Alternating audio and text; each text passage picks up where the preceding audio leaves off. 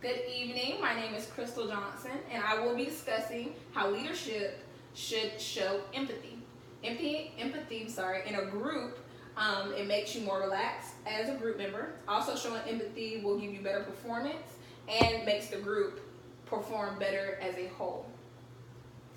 First, I would like to talk about the teams that are highly motivated when they have empathy in their group. They are not only fun, but they also accomplish more than the other teams. So if you have a team and your team in the group is negative, or you would say not only negative, they don't want to do anything, they're not motivated, the leader in the group should have some type of way to show them, hey, I understand what y'all are going through. I understand that it's very negative, but I'm going to relate to that by showing you how we can make it a positive thing and move forward as a team leader. Also, it helps the teams with who are struggling morale to group think. In order to develop these skills, there are 5 easy steps. So 1 is pay attention. When you say pay attention, I mean physically and mentally pay attention to what's happening. So if you see in your group, you have someone who's late all the time or who has something going on in their life, pay attention to what's going on in their life, because you never know what they may be going through.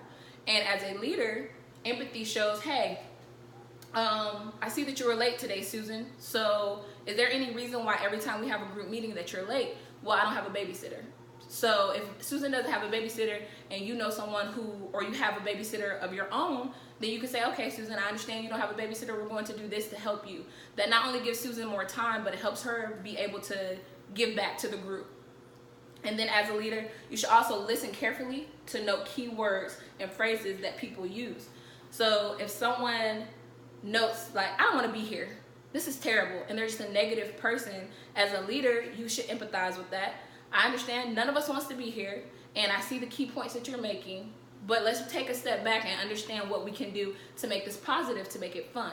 So you're empathizing with the negative people and with the positive people. The people who are like, I'm excited. So you're going to put those positive people with negative people in order for the group to move forward and for you guys to get the teamwork accomplished. Another step is to be flexible. Prepare to change direction as the other person uses their thoughts and feelings to also change.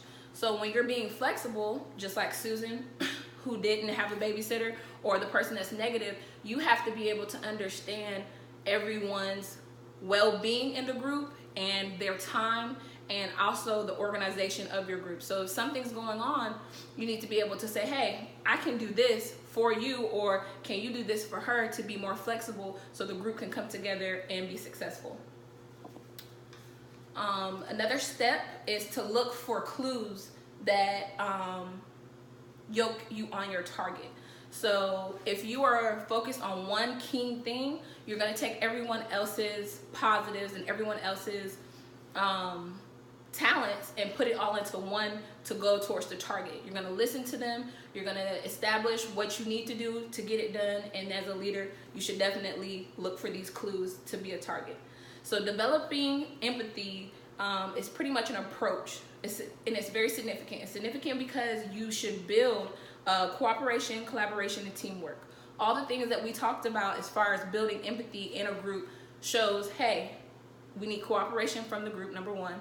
Collaboration, once you meet your target goal and everyone is deciding, hey, I do want to talk about this, or I don't want to talk about it, you're making a chart. You're piecing together the pie so that everyone can come together and have one whole thing. And then the last one was teamwork. Teamwork is hard to have when no one is empathizing with everybody. So if you don't understand what this person's going through, then you're not going to want to try to help. You're more so going to look down on them like, why is this person not doing this for me? Or why can't I get it together? And with that, it makes it hard to be successful as a group.